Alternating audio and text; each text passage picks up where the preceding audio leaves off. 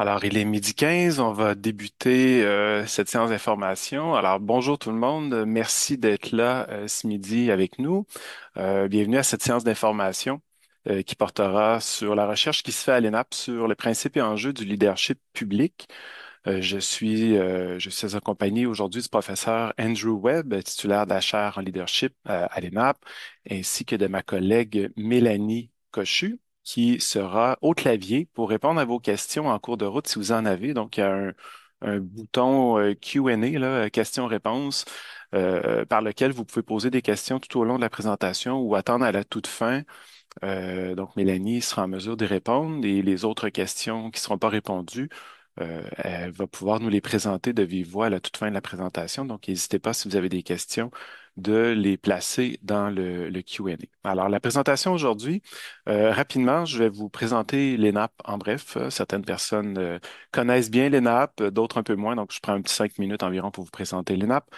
On va échanger ensuite avec le professeur Andrew Webb sur la recherche qui se fait à l'ENAP, comme je le mentionnais, sur les principes et enjeux du leadership public.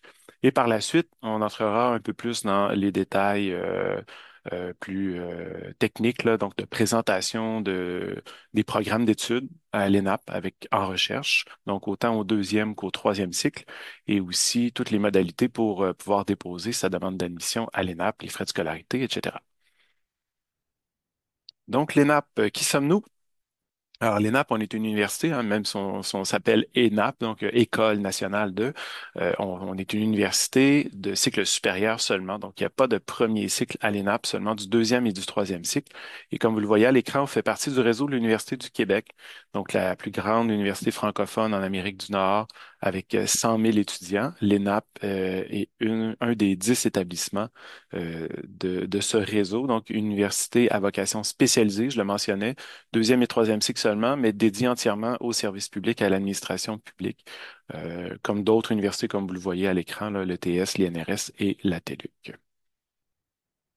Alors, on a fêté tout récemment nos 55 ans à l'ENAP, hein, en opération depuis 1969. On parle de formation, d'enseignement et de recherche, environ 350 activités, donc de cours qui sont offerts par année, mais aussi de projets de recherche. Les programmes de l'école, on va y revenir un petit peu plus loin, mais il y a des programmes professionnels qu'on pourrait dire et des programmes avec recherche. Donc, les programmes professionnels, ça démarre avec des micro-programmes de 3 cours jusqu'à la maîtrise complète, en fait, jusqu'au doctorat.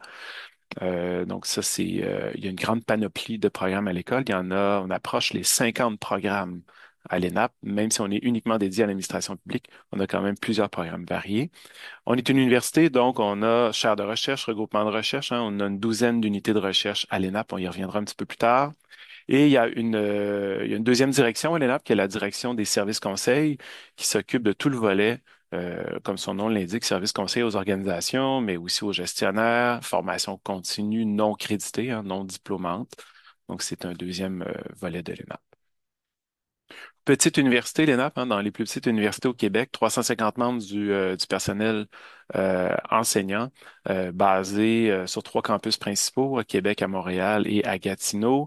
Environ 160 membres du corps enseignant, composé d'une quarantaine de professeurs-chercheurs, professeurs de carrière, mais aussi de praticiens de l'administration publique, donc de cadres ou d'anciens cadres, de fonctionnaires ou fonctionnaires qui viennent enseigner à l'ENAP, donc autant des théoriciens que des praticiens. C'est environ 4000 étudiants qui fréquentent l'ENAP chaque année au total de tous nos campus, mais aussi de nos programmes en ligne et délocalisés. On approche les 20 000 diplômés depuis 1969, donc petite université, petit nombre de diplômés, bien entendu, en 55 ans.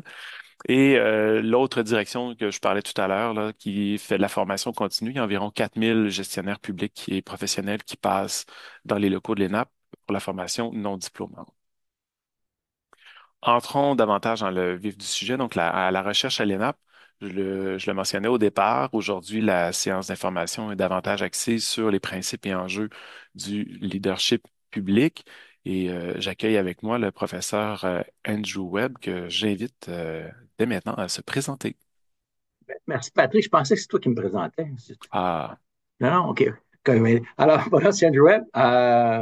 Je suis le titulaire de la chaire en leadership dans le secteur public. Donc, une chaire de recherche, essentiellement, un centre de recherche. Nous, on a deux fonctions principales. C'est de créer de nouvelles connaissances dans notre domaine de spécialité. Et après ça, s'assurer la diffusion de ces connaissances-là. Mon expérience est varie. J'ai commencé une carrière au niveau de la défense nationale. Pour la suite, compléter une maîtrise en administration publique ici à l'ENA. Et ça m'a amené à travailler à l'Université Laval, où j'ai poursuivi mes études en gestion internationale. Où, et à ce moment-là aussi, j'ai développé une spécialisation au niveau de l'enseignement par projet. Après avoir passé à l'Université Laval, j'ai eu l'opportunité d'aller démarrer un programme d'apprentissage expérientiel à l'Université Carleton. Avant de revenir au Bercail, si vous voulez, et, quand j'ai eu l'opportunité de transférer la chaire qui s'est présentée, j'ai sauté sur l'occasion. Donc, ayant passé par ici, je suis un diplômé de l'ENAP, fièrement diplômé, et donc ça me fait énormément plaisir de pouvoir contribuer au succès là, de mon alma mater. Euh, si je peux mentionner un point par rapport aux études au niveau de l'ENAP, à l'époque, on appelait ça une université à taille humaine, et je pense que c'est encore le cas. Et c'est encore un des éléments distinctifs que je pense que dont on peut absolument être fier. Euh, donc, une université comme toute université, on a trois fonctions spéciales, spécifiques. Un, c'est l'enseignement. Ça, d'habitude, vous avez interagi, quand vous interagissez avec des professeurs, c'est ce côté-là. Donc, ceux qui vous donnent vos cours. Aussi, le volet service à la communauté, comme Patrick mentionnait tantôt au niveau de le groupe La Disque, donc du service de tout genre, mais aussi une fonction principale, c'est au niveau de la recherche.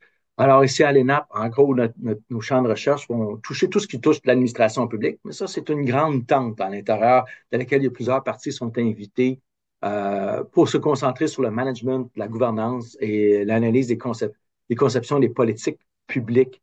Euh, donc, j'ai des collègues qui vont toucher dans les politiques publiques par rapport à la gestion de l'eau, les programmes politiques pour intervenir auprès des jeunes qui sont en difficulté.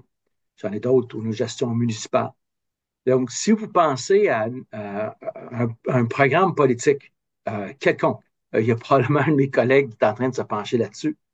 Et quand on parle de programme public, ben, vous pouvez penser à, par exemple, n'importe quel grand défi qui vous tient à cœur.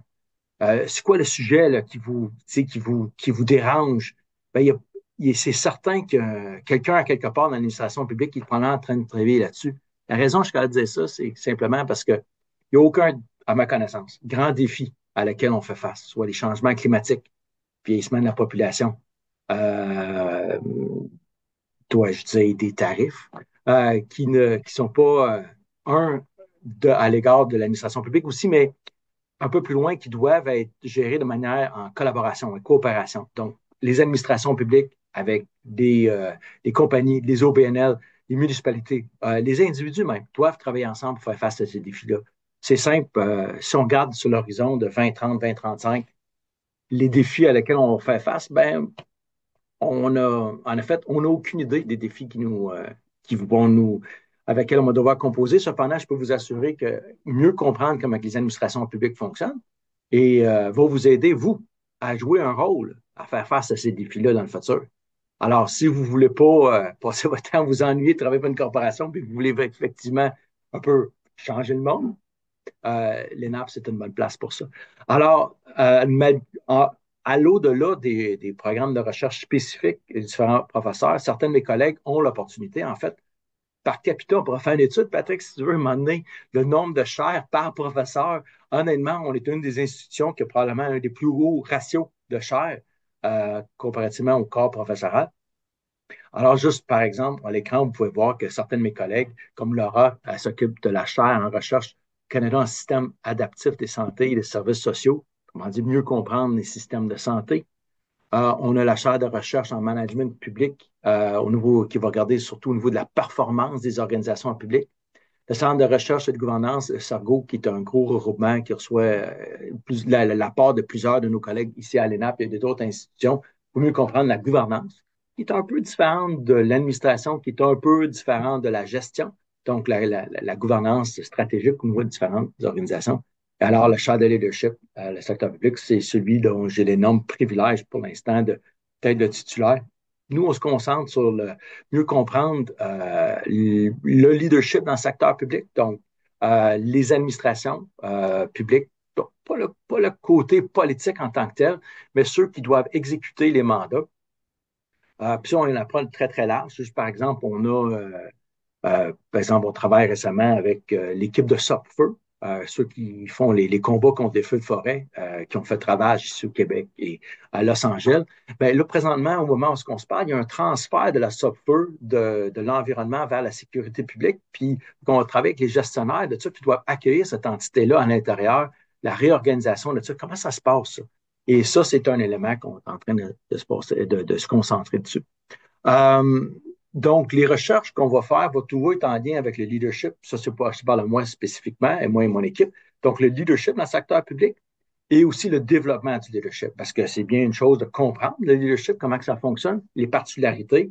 Par exemple, une entreprise privée qui veut faire développer une nouvelle initiative, je sais pas, déployer un nouveau marché, ben, ils vont juste à de se concentrer sur les compétiteurs, qu'est-ce qui se fait ailleurs. Mais nous aussi, on doit prendre en considération le fait qu'on répond à des entités politiques qui ont des agendas politiques, et aussi, mais aussi au niveau de la population, aussi qui ont des attentes par rapport à leur administration publique. Donc, on a une dynamique au niveau du leadership dans ce contexte-là qui peut être complètement différent qui va se faire ailleurs.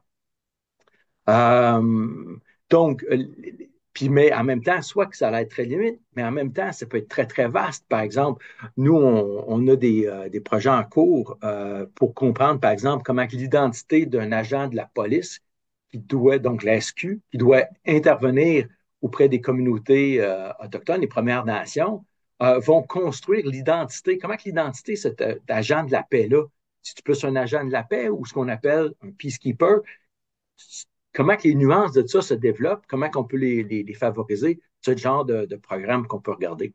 Hier après-midi, j'avais une conversation avec un groupe de collègues, des chercheurs associés, qui s'intéressent particulièrement à la nouvelle dynamique par exemple, du leadership dans le secteur public lorsqu'on va intervenir avec des gens qui s'identifient avec une neurodivergence. En 10 et 20 de la population s'identifie avec une neurodivergence. Mais si une administration publique veut être représentative de leur population à laquelle ils servent, ça voudrait suggérer que 10 à 20 de nos employés devraient être eux-mêmes issus de cette communauté-là. Et alors, comment qu'un gestionnaire leader peut mieux intervenir, mieux accueillir, mieux inclure ces gens-là dans le travail et comment qu'on va pouvoir maximiser les avantages de ces gens-là. Euh, fait que, peu, fait que ça, c'est un champ de recherche qu'on est en train de développer. C'est tout nouveau, puis je pense que ça pourrait être très intéressant. Tout comme bientôt, je vais participer à une conférence sur laquelle on va se pencher sur les intelligences artificielles et le leadership dans le secteur public, comment que nos gestionnaires leaders peuvent bien les développer, encourager le développement de ces outils-là, mais en même temps, comment le faire de façon éthique et inclusive. Donc, c'est quelque chose de très intéressant. Fait qu'au niveau des perspectives professionnelles, une maîtrise d'administration publique, écoute, si vous voulez changer le monde, c'est un des meilleurs outils que vous pouvez avoir, parce que ça peut vous donner accès à un champ là, d'intervention aussi vaste que de la santé, que la nordicité, que la sécurité publique, que la gestion de crise. Mais en même temps, c'est important que notre école, vous sachiez qu'on offre aussi des maîtrises en sciences, donc qui vous permettent de commencer votre carrière au niveau plus des méthodologies de recherche, qui peuvent peut-être vous aboutir à un moment donné à considérer de faire le doctorat, qui est un long processus, qui vous donne ultimement le permis de travail, si vous voulez, pour être professeur, chercheur dans une université, mais qui peut aussi vous servir absolument très, très bien si quelqu'un veut juste poursuivre sa carrière. Vous êtes dans l'administration publique, vous voulez élever votre niveau d'intervention pour avoir une meilleure compréhension des outils de recherche nécessaires pour un plus grand impact. Alors, peut-être le doctorat est pour vous à ce moment-là. Mais Patrick est tout à fait la personne tout indiquée à qui parler pour répondre à la question. Si-tu pour moi, maîtrise, MSc, doctorat, c'est à Patrick que vous devez adresser cette question. Merci beaucoup pour la plateforme. Puis je reste ici jusqu'à la fin pour répondre à vos questions si vous voulez. Merci beaucoup, chers collègues. Très intéressant. Justement, on va parler des programmes d'études qui s'offrent à toute la communauté étudiante au deuxième cycle. Donc là, on va se concentrer sur les programmes avec recherche. Donc, si vous avez le goût de travailler sur des projets que le professeur Webb a mentionné. Donc, au deuxième cycle, il y a la maîtrise en administration publique profil recherche, une maîtrise de 45 crédits. Alors, vous voyez un peu là, la liste des cours qui sont offerts. Bien entendu, il y a un peu moins de cours que dans une maîtrise dite professionnelle. C'est normal parce que le projet de mémoire et la mémoire à la toute fin comptent quand même pour une bonne partie des crédits qu'on va chercher pour la maîtrise. Donc, il y a des cours obligatoires, des cours optionnels aussi, hein. Il y a 3 cours optionnels. Donc, à l'ENAP, il existe au deuxième cycle plus de 110 cours disponibles. Donc, vous pouvez aussi teinter votre maîtrise avec des cours qui vont vous aider à développer vos compétences. Donc, une maîtrise qui se réalise autant à temps plein qu'à temps partiel. Euh, Conditions d'admission pour l'ENAP, donc c'est à la maîtrise, c'est de posséder un baccalauréat avec une note minimale de 3,2 sur 4,3 et posséder une bonne connaissance de la langue française. Donc, on n'exige pas d'avoir fait des études dans une filière en particulier. Là, tous les baccalauréats sont acceptés. Donc, ça, c'est les grandes conditions d'admission. Connaissance de la langue française, bonne compréhension de la langue anglaise. Il n'y a pas de formation en anglais à l'ENAP, mais il faut être en mesure d'être capable de lire l'anglais. Il y a beaucoup de littérature en management public qui se fait en anglais. Au troisième cycle, on n'a qu'une maîtrise en administration publique au deuxième cycle. Au troisième cycle, il y a 2 programmes. Le premier, c'est le doctorat en administration publique, doctorat de 90 crédits, PhD. Donc, comme le mentionnait professeur Webb, c'est pour être chercheur, être enseignant. Donc, vous voyez, plusieurs cours obligatoires à faire, mais évidemment, c'est une grande partie de vos études vont être sur votre activité de recherche, pardon, en lien avec votre sujet.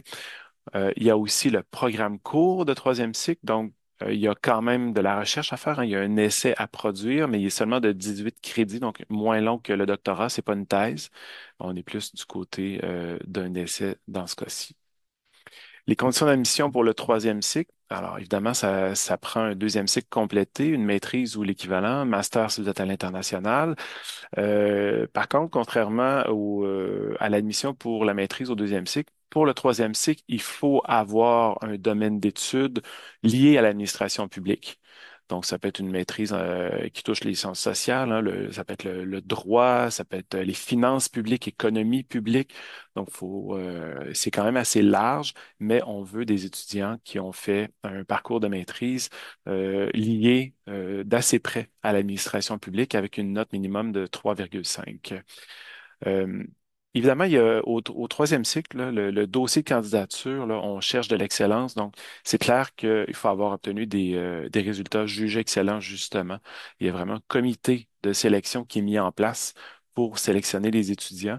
Donc, au-delà des conditions minimales d'accès, il y a aussi des recommandations qui vont être faites par un comité.